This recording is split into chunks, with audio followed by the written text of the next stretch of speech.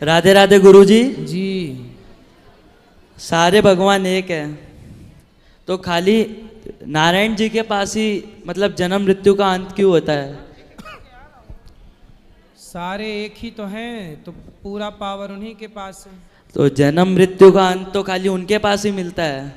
जन्म मृत्यु का अंत खाली उनके पास ही मिलता है। तो आपको लेना है ये पावर। पावर तो लेंगे, हैं? लेंगे पावर। आप जन्म मृत्यु का पावर आप ले, भगवान बनना है आपको। भगवान नहीं बनना, मोक्ष प्राप्ति करनी है। मोक्ष प्राप्ति करो, खूब भक्ति करो, अच्छे कार्य करो, हो जाएगा मोक्ष। अच्छे कार्य कर रहे। मेरा सवाल ये है कि खाली उनके पास ही जन्म मृत्यु का अंत क्यों है, बाकी भगवान के पास क्यों नहीं है? बाकी भगवान कौन? ब्रह्मा जी, भाई ब्रह्मा जी तो भगवान के। शिव जी। सुनो, भगवान नारायण की नाभि से कमल हुआ, कमल में ब्रह्मा जी हुए, तो भगवान के पुत्र है ना, पोता कह सकते हैं आप। पुत्र तो कमल है, कमल के पुत्र हैं, तो पोता या पुत्र कुछ भी कह दो ब्रह्मा जी को। ब्रह्मा जी की भ्रकुटी से शिव जी का प्राकट्य हुआ, तो ये तो पुत्र पौत्र आदि है ना भगवान के। तो आपके पिताजी हैं घर में? हाँ। तो घर का पूरा काम धाम पिताजी ने सौंप दिया आपको कि अभी पिताजी संभाल रहे हैं घर गृहस्थी? अभी पिताजी संभाल रहे हैं। ऐसे ही भगवान सबके बाप हैं, वही संभाल रहे हैं सब चीजें। अभी सौंपा नहीं है, जब चाहे तो सौंप दें। तो भगवान अभी सब संभाल रहे हैं। गुरुजी, वाणी पर संयम कैसे पाए? चुप रहा करो, चुप रहा करो, ज्यादा बोला मत करो। क्या बोल देते हो आप? गलत सलत बोलते हो क्या? अरे कोई कुछ बोल देता है तो मतलब अंदर सहन नहीं होता है। अच्छा, फिर क्या करते हो? अब 4 जवाब और दे देते हैं। तो जवाब देने के बाद क्या होता है? बात बिगड़ती है और क्या। इसलिए चुप रहो, मौन रहो तो ही अच्छा है। कम से कम विष मत घोलो, बोलो यदि पहले तुम तौलो, फिर मुख को खोला करना। पुष्प नहीं बन सकते हो तो कांटे बनकर मत रहना। गुरुजी, आखिरी सवाल। आओ। माता जी को सिलिकॉन वाले लड्डू गोपाल चाहिए, तो वो बोल रहे लेने चाहिए कि नहीं? कौन से वाले लड्डू गोपाल? सिलिकॉन के, सिलिकॉन के। सिलिकॉन? प्लास्टिक के? प्लास्टिक नहीं, सिलिकॉन। सुनो, हाँ। भगवान जी धातु के ही होने चाहिए। आजकल महिलाएं ना प्लास्टिक के गोपाल जी ले लेती हैं, और सिलिकॉन वगैरह जो आप कहते हैं ना मुलायम होता है ना, एडजस्टेबल जो होता है। हाँ। अरे सब काहे पढ़ रही हो मेरी माँ? भगवान को भगवान की तरह रखो, तुम मजाक बना रही हो। गुरुजी, बच्चा समझ के मतलब ले ले। भगवान तो लड्डू गोपाल जी को भी गोपाल धातु के होंगे, उनको स्नान करा के और चरणामृत पिया जा सकता है। अरे जैसे छोटे बच्चे हैं ना, वैसे उसे झुला सकते हैं। तो वही भाव गोपाल जी में रखो ना बेटा। रखते हैं। बस, तो फिर काहे अलग से जरूरत है? आप जब तुम हो तो तुम्हारी माँ से कह रहे हैं हम कि जब तुम बेटा हो तो क्या बाजार से कोई तुम्हारा फोटो खरीद के उसे प्यार करे बेटे की तरह? कर सकती है। जब ओरिजिनल बेटा है तो फिर बेटे की फोटो कॉपी की क्या जरूरत है? गोपाल जी ही साक्षात भगवान हैं, उनको फिर सिलिकॉन की जरूरत नहीं है। राधे राधे जी। राधे राधे गुरुजी। जी जी। गुरुजी, मेरा कोई क्वेश्चन तो नहीं है। थोड़ा तेज बोलो, माइक पास में लो। गुरुजी, मेरा कोई क्वेश्चन तो नहीं है, पर मुझे ना आपसे एक भजन सुनना है, प्लीज सुना देंगे? सुना। ऐसा साथी मिलना तो है किस्मत की बात। प्लीज 2 लाइन सुना दीजिए। ऐसा साथी मिलना तो है किस्मत की बात, अब काहे का डरना कान्हा जब तू मेरे साथ।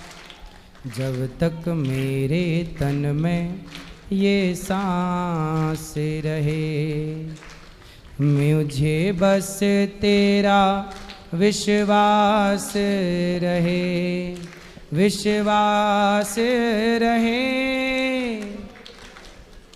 मेरा हर मुश्किल का हल बन जाता तू ही है, उलझन भी मेरी हर पल सुलझाता तू ही है। मेरा तो बस श्याम सहारा तू ही है। थैंक यू गुरुजी। गुरुजी, मेरा एक छोटा सा क्वेश्चन है, एक मिनट भैया। गुरु माँ का नाम क्या है? गुरु माँ का नाम? जी। आरती। थैंक यू गुरुजी। राधे राधे। गुरुजी राधे राधे। जी आपके चरणों में मेरा कोटि कोटि प्रणाम। खुश रहिए। गुरुजी मेरा पहला प्रश्न ये है कि जैसे राम जी तो हमारे भगवान हैं, तो उन्होंने रामायण की एक चौपाई में जब लक्ष्मण जी को शक्ति लग गई थी मेघनाथ के द्वारा, तो उन्होंने ऐसा क्यों कहा था, निज जननी के एक कुमारा तासु तात तुम प्राण आधारा, क्योंकि लक्ष्मण जी तो दो भाई थे, लक्ष्मण जी और शत्रुघ्न जी, तो उन्होंने ऐसा क्यों कहा कि आप एक ही हैं? किसने बोला? लक्ष्मण राम जी ने एक चौपाई में कहा है, निज जननी के एक कुमारा तासु तात तुम प्राण आधारा। देखो वहाँ पे अभी केवल लक्ष्मण जी साथ है ना, राम जी के साथ कौन है? लक्ष्मण जी। सिर्फ लक्ष्मण जी। तो राम जी जानते तो हैं कि दो हैं, पर अभी तो एक की बात है ना, तो अभी एक की बात चल रही है, तो एक का उल्लेख हुआ है। इसलिए ये चौपाइयों का जो मर्म है ना, गीता प्रेस गोरखपुर की छपी पुस्तकों में राम जी रामायण की बहुत सारी पुस्तकें आती हैं उनमें एक चौपाई के बहुत बहुत अर्थ आते हैं। जी गुरुजी। तो उनको खरीद के सब पढ़ करके अर्थ जाना जा सकता है। जी गुरुजी। और मेरा दूसरा प्रश्न ये है, आज जैसे कल हम यमुना जी गए थे, तो हमने उसमें देखा कि बहुत सारे गंदे नालों का पानी उसमें जा रहा है, तो हमारी जो गॉड की बनाई ये प्राकृतिक चीज़ें हैं, नेचुरल चीज़ें हैं, हम इन्हें बिगाड़ते चले जा रहे हैं। क्योंकि और हम देखते हैं विदेशों में वो अपनी प्राकृतिक चीज़ों को इतना अच्छा बना रहे हैं कि हम वहाँ तक कभी पहुँच ही नहीं सकते हैं। और जैसे कि हम लोग अंधविश्वास में नदियों को माता मानते हुए इनको कचरा में परिवर्तित करते हैं, और वो नदियों को नदी मान रहे हैं, वो अपने प्राकृतिक चीज़ों को इतना सर्वोच्च बना रहे हैं कि हम सोच भी नहीं सकते। तो ऐसा हमें तो क्या करना नदी चाहिए? को माता कहना अंधविश्वास है? नहीं गुरुजी, अंधविश्वास तो नहीं है, मगर हमें इनमें कचरा नहीं फैलाना चाहिए, हमारा कहने का मतलब है। और वो नदी को नदी मान के उसे इतना प्योर कर रहे हैं, और हम नदी को माता मानते हुए हम इन्हें इतना गंदा करते जा रहे हैं। कौन? आप बताओ कि नदी पर गंदगी, नदी को गंदा किसने किया, ये बताओ। नदी को गंदी हम ही लोग कर रहे हैं ना, अपने नालों का पानी उसमें गिरा गिरा के। सुनो, नदी को गंदा किन लोगों ने किया? सुनो, राजनीति जानते हो? जी गुरुजी, बहुत कम। थोड़ा जानो। हमारे देश में जब आज़ादी हुई, देश आज़ाद हुआ, जी गुरुजी। तो पहला शिक्षा मंत्री मुसलमान को बनाया गया। जी। अब शिक्षा मंत्री जब मुसलमान बनेगा तो वो गीता पढ़ने देगा? नहीं। रामायण पढ़ने देगा? नहीं देगा। अब ये बताओ कि किस की गलती से पहला शिक्षा, यदि हमारे देश का पहला शिक्षा मंत्री कोई हिंदू बनता तो आज बच्चे गीता पढ़ रहे होते, माँ से मछली नहीं माँ से मंदिर पढ़ रहे होते, गा से गधा नहीं गा से गणेश पढ़ रहे होते। ये राजनीति है। सुनो, शिक्षा में मिलावट कर दी, गा से गधा मिलावट कर दी, गणेश को हटा दिया। देखो मिलावट की बात करूं, फिर उनकी सरकारों ने, उनकी मतलब जिनकी यह नीति थी कि हिंदू के सिलेबस में मुसलमानों को घुसाना है, उन लोगों ने क्या किया, गुरुकुलों को बंद करके गुरुकुलों की मान्यता छीन ली और मदरसों को मान्यता दिला दी। पहले शिक्षा मंत्री जो मुसलमान थे उन्होंने सारे, आज भी गुरुकुलों को मान्यता नहीं है ना के बराबर, और मदरसों को मान्यता है।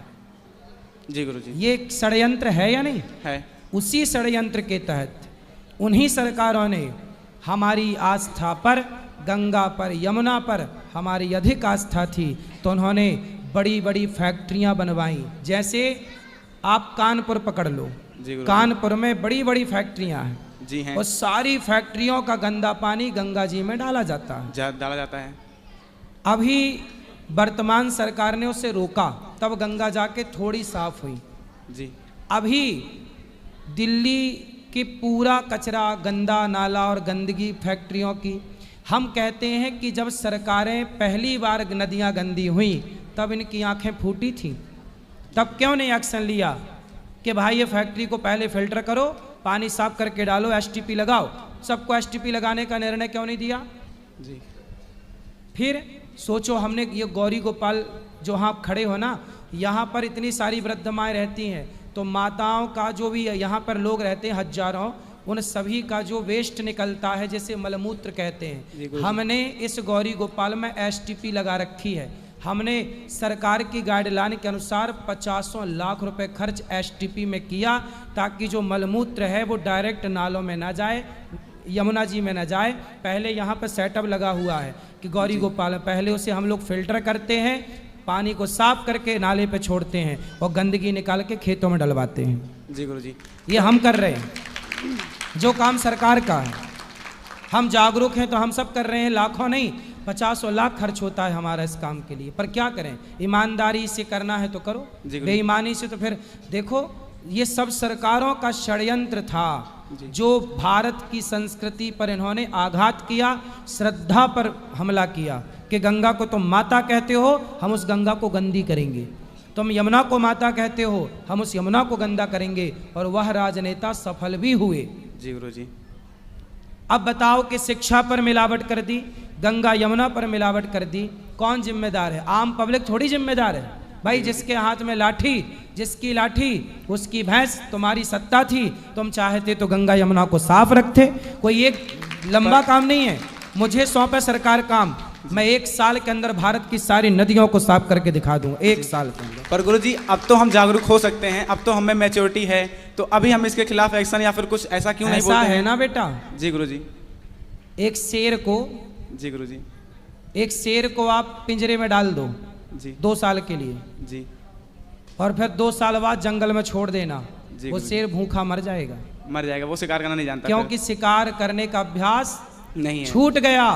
अपने अधिकारों की बात करना, भारत 700 साल गुलाम रहा तो अपने अधिकारों की बात करना भूल गया। अभी 70 साल ही हुए हैं आज़ादी के, 70 साल में तुमसे अभी बात करनी नहीं आती कि अपने अधिकार की क्या बात करें। जी गुरुजी। आज 700 साल तक गुलामी थी इस देश में, है ना, और 700 साल के बाद हमारे देश को नेता कैसे मिले? चारा खाने वाले नेता मिले, भ्रष्टाचार करने वाले नेता मिले। हमारे देश को नेता गोलियां चलवाने वाले, भक्तों पे गोलियां चलवाने वाले नेता मिले। अब ये नेताओं ने तो और बर्बाद कर दिया। अब उसके बाद आप आवाज उठाने लायक हुए कब? यही गुरुजी। आज आप ये बात कह रहे हो, ये बात तुम्हारे पिताजी को कहनी थी अपने टाइम पर, लेकिन वो नहीं कह पाए, अब ये बात आप कह रहे हो। जी गुरुजी। आवाज उठाने में हम लोगों ने 70 साल लगा दिए। तो गुरुजी मेरा बस ये है गुलामी। गुलामी बहुत कुछ बिगाड़ती है साहब। 700 साल गुलाम थे तो 70 साल बाद आज आप केवल आवाज उठा रहे हैं। जब आज आवाज उठेगी तो परिणाम भी लंबा होगा, लंबा। जी गुरुजी। बस मैं यही, सही है, खुशी है कि कम से कम आप लोगों ने आवाज उठानी तो शुरू की। बस गुरुजी मेरा यही, हम यही चाहते हैं कि आप जैसे महापुरुष हैं तो आप इस मंच से बैठ के आवाज उठाएं। और अभी तो सरकार भी अच्छी चल रही है तो हमारा इस पे तो जरूर बोलते हैं, हम तो बोलते हैं भैया। जी गुरुजी। क्या मुद्दा है इस देश का जिस मुद्दे पर हम खुल के बात ना करते हो? जी गुरुजी आप तो करते हैं, हम ऐसा चाहते हैं सभी लोग ऐसे करें तो अभी ये परिवर्तन हो सकता है। होगा, चल रहा है। अब इसके सफाई दिल्ली में होने शुरू हो गई है। जी गुरुजी। होगा। अब थोड़ा देखो, ऐसा है ना कि अभी तक गंदगी मचाने वाले लोग थे, अब वो हटे हैं, अब अच्छे लोग आए हैं, तो अब उम्मीद है कि शायद सब अच्छा होगा। जी गुरुजी। राधे राधे। राधे राधे गुरुजी। जी गुरुजी हम काशी से आए हुए हैं। आओ। तो गुरुजी हम ये चाहते हैं कि जैसे हमारा ये बच्चा है, आज ये 3 साल का हो गया गुरुजी, आज इसका जन्मदिन था तो हम बांके बिहारी जी का दर्शन कराने लेके आए थे। आप अपना आशीर्वाद इसको दे दीजिए गुरुजी। और एक आपसे प्रश्न ये था कि गुरुजी हम अपने बच्चों की परवरिश आज के समाज में कैसे करें कि जिससे उसको अपनी पुरानी शिक्षा पद्धति को भी मालूम चले, गीता को भी जाने, और साथ में अपने जीवन को निर्वहन करने के लिए, देश को वैज्ञानिक स्तर पर आगे ले जाने के लिए, और ये आधुनिक शिक्षा पद्धति जो हमारे यहाँ चल रही है, इन दोनों का साथ साथ मिल के चलना जरूरी है, क्योंकि दोनों देश विकास करेगा वो भी जरूरी है, और हम अपने धर्म को जानेंगे तो वो भी जरूरी है सर।